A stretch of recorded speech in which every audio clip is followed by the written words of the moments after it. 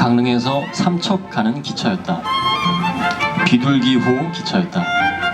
기차에서는 녹냄새가 났다. 낡고 반들반들한 초록색 의자에는 그 의자에 앉았던 많은 사람들의 흔적이 남아 있었다. 의자는 회전이 가능해서 앞사람과 마주보고 앉을 수도 있었다. 창문은 버스와 달리 위로 올려야만 열 수 있었다.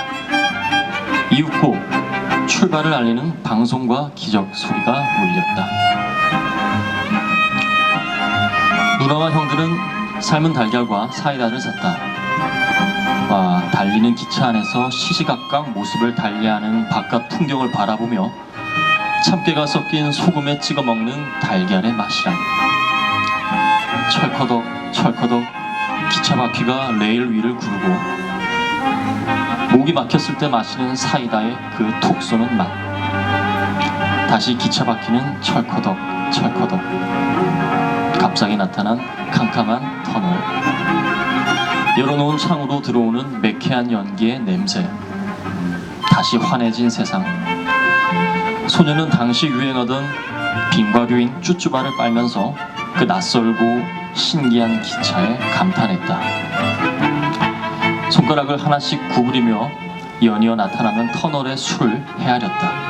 그러던 중 기차 안에 있던 누군가가 소리쳤다.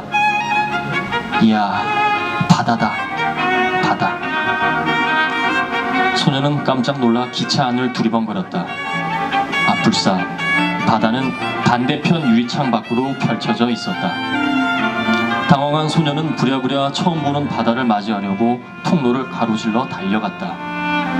바다는 그동안 말로만 우수하게 들었던 그 바다는, 소년의 첫 바다는 기차 바로 아래 바위에 부서지는 파도에서부터 출발해 까마득한 수평선까지 파랗게 펼쳐져 있었다.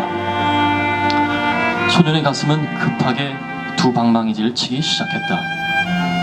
말문을 잃은 채 나타났다가 사라지기를 반복하는 바다를 읽고 또 읽었고 먹고 또 먹었고 그 냄새를 맡고 또 맡았다.